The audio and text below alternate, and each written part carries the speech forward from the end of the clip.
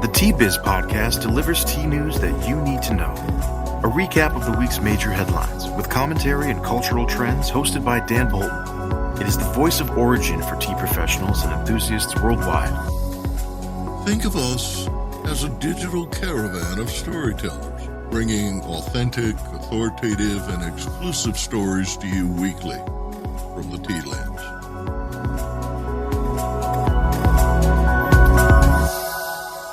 Hello, everyone.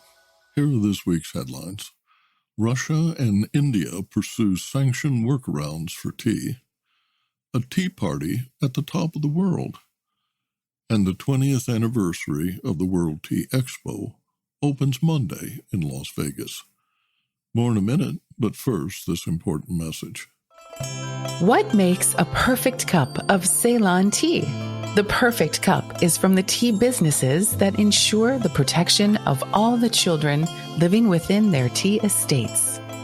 We salute Kailani Valley, Telawakili, Bogawanthalawa, Harana, and Elliptia tea estates.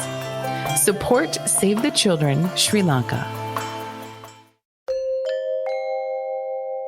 Russia will find it difficult and expensive to replenish its tea supplies, but teacups there are in no danger of running dry.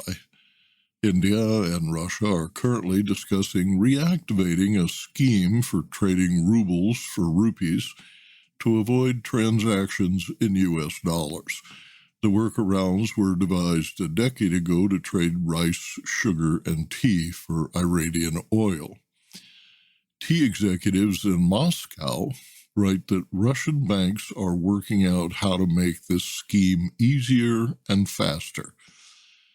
Indian sources confirm, quote, while the exact mechanism remains under wraps, perhaps some kind of barter or designated currency arrangement will be worked out for certain essential items. Tea is likely to be included in the list of reciprocal items to be covered under the proposed arrangement, if indeed it materializes, end quote, according to the source who asked to remain unnamed. Financing is only one hurdle to overcome.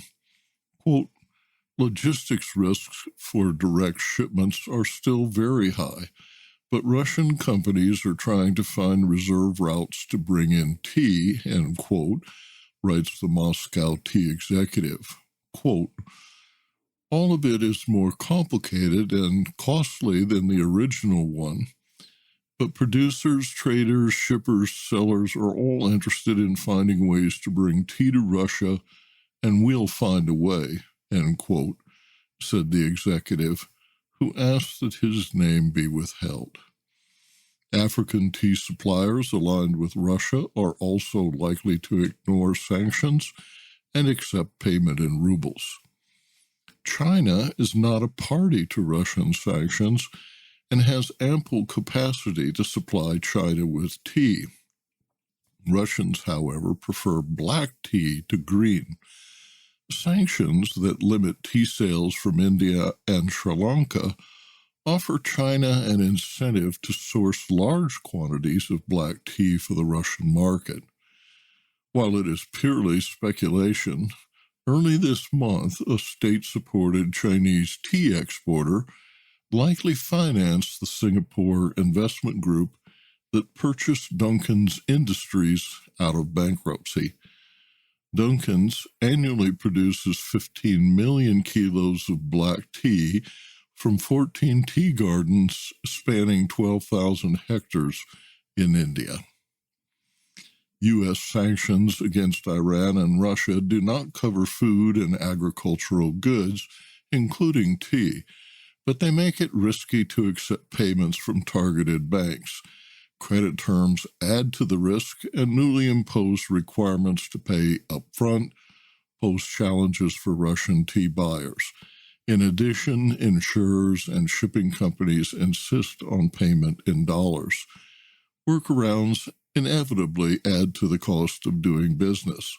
Financing, insurance, shipping expenses, logistics all increase at a time when Russian households face steep inflation. Quote, For all this additional cost, consumers will pay from their wallets, end quote, writes the Moscow tea executive. Business Insight. Sanctions punish all parties involved, but halting trade is more painful yet. India is fully aware that openly trading with Russia as it pulverizes Ukraine will draw heated criticism. Supporting Russia is a matter of national security, according to Indian officials. India views China and Pakistan as territorial threats, having lost 100,000 square kilometers to Pakistan in 1948 and another 100,000 square kilometers to China between 1954 and 2014. Russia supplies India with arms viewed as essential to its defense. The USSR, and later the Russian Federation, was India's largest defense supplier for decades. Indian armed forces remain heavily dependent on Russian spares and equipment necessary to manage their operational assets. Adequate defense preparedness is presently one of the cornerstones of India's foreign policy. Quote, hence, despite their willingness to support de-escalation pressure tactics proposed by Western nations in respect to the currently ongoing conflict, Indian policymakers will probably ensure that defense supplies remain uninterrupted, end quote, explained the official. The Guinness Book of World Records has certified a May 2021 tea break on Mount Everest as the highest tea party in history. Climber Andrew Hughes, who organized the high-altitude tea break, writes that, quote, tea already was interwoven into life on an Everest expedition. From the tea houses and lodges where we stayed along the trek to the countless hours spent with one another and a warm cup of tea in hand, awaiting weather windows to climb onwards. Tea is something that we shared so regularly that it is impossible to detach it from the overall Everest experience. 10 climbers join Hughes at Everest-based Camp Number 2 to enjoy Nepali milk tea with ginger and dainties at an altitude of 6,496 meters. The team carried both packet and loose-leaf teas, including peppermint to aid digestion and chamomile to aid sleep. Climbers witnessed firsthand the effect of low atmospheric pressure, which speeds boiling. Achieving a rolling boil at sea level occurs at 100 degrees Celsius. Above 15,000 feet, water boils at 85 degrees centigrade, about 185 degrees Fahrenheit. The 20th anniversary of the World Tea Conference plus Expo opens Monday, March 21st through Wednesday at the Las Vegas Convention Center. The event is co-located with the Bar and Restaurant Expo. Activities include tastings, educational presentations, hands-on training at workshops, and networking opportunities. Single admission to both events is available on site. Exhibitors include tea producers, teaware and tea traveler manufacturers, and tea utensil makers. This year, events features several tea brands along with 400 bar and restaurant suppliers. It's not too late to register. Visit www.worldteaexpo.com for more information. Tea Biz will be at the show and report next week how it went. Arvinda Anantharaman in Bengaluru reports on this week's tea auction prices. India Tea Price Report for the week ending 12th March 2022. All eyes remain on the Ukraine crisis. Concerns continue about exports. North India auctions did not take place last week. In the south, the orthodox market suffered as exporters remained reticent. Cochin saw only about 59% uptake of orthodox leaf, with Hindustan Unilever lending much-needed support. Kannur too saw a similar trend, with CTC leaf performing better than orthodox. In Darjeeling, first flush teas have begun to make their entry into the market. We caught up with Sanjay Chaudhary of Ringtong Tea Estate, who says crop and quality of the first flush should be decent, and while exports, which Darjeeling is heavily dependent on, may be affected, Sanjay points out the silver lining, and he says there's a huge potential for good quality Darjeeling teas which meet international food safety standards to be available to the domestic market, once again reiterating the need to build the Indian domestic market beyond chai. Sanjay's bigger concern is to see how mechanisms can be enforced to prevent non-Darjeeling teas from selling as Darjeeling, a cause which he's been fighting actively over the last year. And now, a word from our sponsor. Hello, I'm Bogdan, a passionate tea drinker and the inventor of the ultimate tea machine, the Brew Maker 1. Preparation is key to making fine tea. Sequential steepings deliver the best taste possible and unlock the true value of whole leaf teas and botanicals. Brew automates that process without using any pots or capsules. This simple-to-operate, smartphone-controlled device stores steeping profiles to consistently make great tea at the push of a button. Brew also reduces time, waste, and energy. That's because I engineered the brew to remember control settings for temperature, brewing time, and quantity. Using my patented process lets you stack steep simply and conveniently.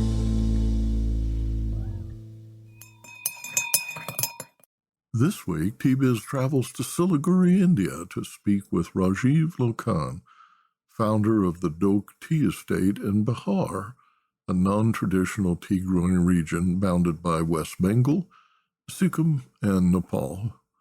Lochan's mastery of marketing has literally put Bihar on the official map of India's tea-growing regions.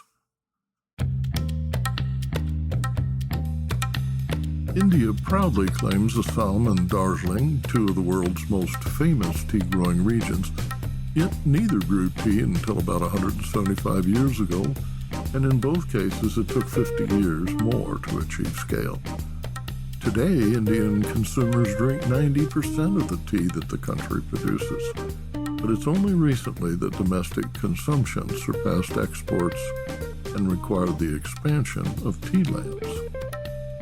Growing regions are inherently blessed with tea-enhancing terroir, but ideal soil conditions, altitude, and microclimate still require the pioneering vision and gritty persistence of growers like Rajiv to achieve their potential. Rajiv graduated from university in 1973 with a master's degree in organic chemistry.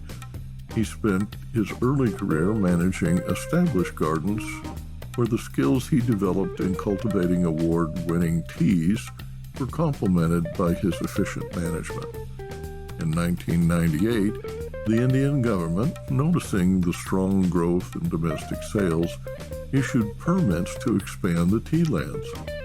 Adhering to biodynamic principles, Lochan planted drought-resistant cultivars in the loamy soil along the Doke River. He now produces green, white, and oolong teas and black fusion, a blend of Assam and Darjeeling tea. It took him 10 years to acquire and consolidate smaller plots into the Doke Tea Estate. Welcome to the program, Rajiv. Will you describe India's domestic market for new regional teas? To start with, Eastern India. Bengalis are very, very appreciative of Darjeeling tea. Calcutta had the direct connection to this growing region to be a tea city. It's very unusual to find out that Biharis also like Darjeeling. They understand Darjeeling and they are now opening up, yes, this is something good. Doke Black Fusion is a Bihar tea, which is a mix of Darjeeling and Assam. That's why we call it fusion, because we sit right in front of Darjeeling and the cold winds are coming from Darjeeling to cool this thing, to cool 50-degree plains and the strength of Assam mixed together. That suggests terroir is important to their buying decision. They understand, they listen, they're very appreciative. They come and question, they take the samples. I have a small pack of about 10 grams, which I sell for 600 rupees.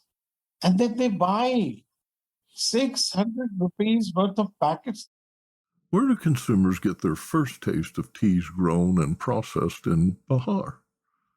Online. Stores are still not stocking all these things. And it is very easy. Specialty teas are only available in the big cities where there are the lounges or the specialty.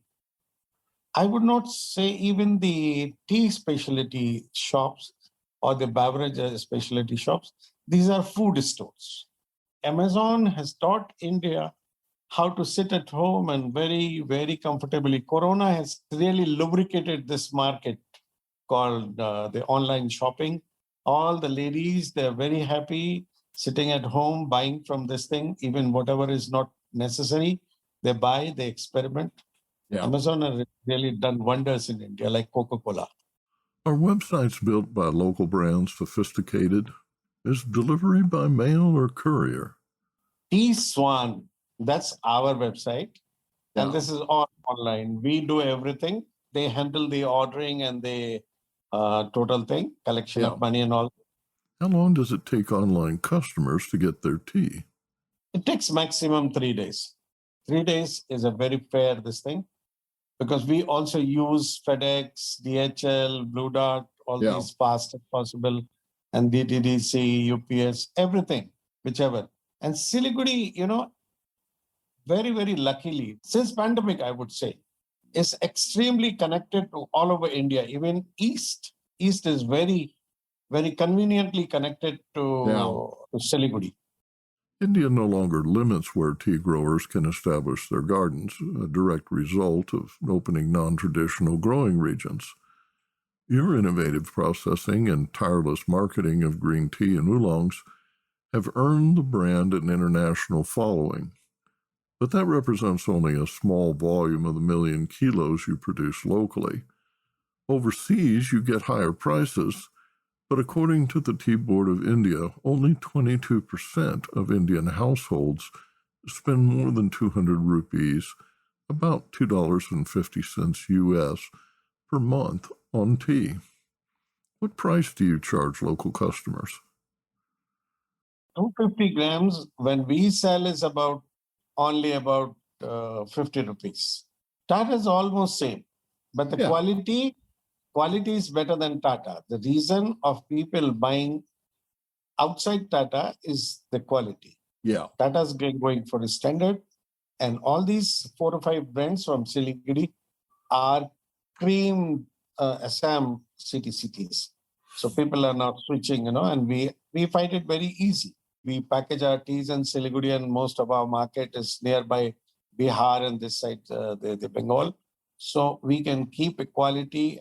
The shopkeepers or distributors, they prefer to stock that it's easy to sell.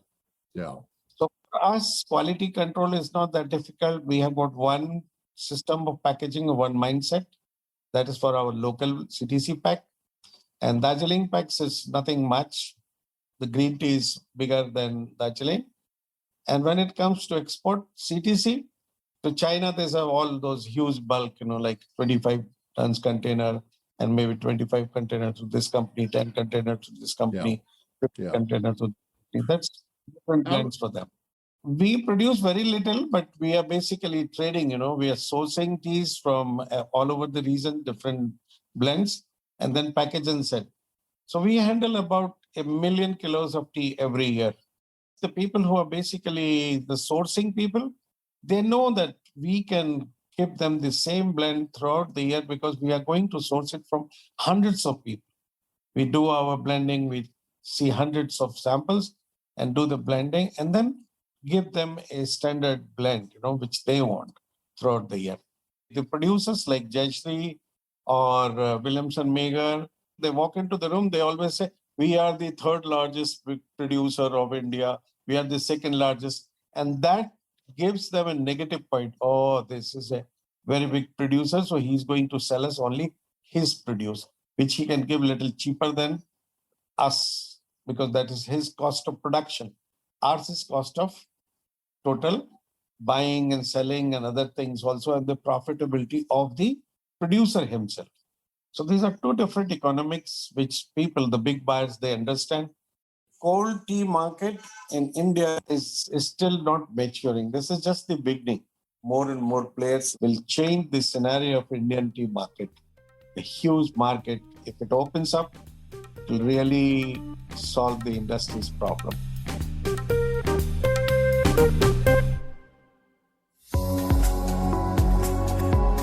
Intrigued by what you heard in today's podcast? Would you like to learn more from our global network of Tea Biz journalists and tea experts? Remember to visit the Tea Biz website for more comprehensive coverage. That's www.t-biz.com.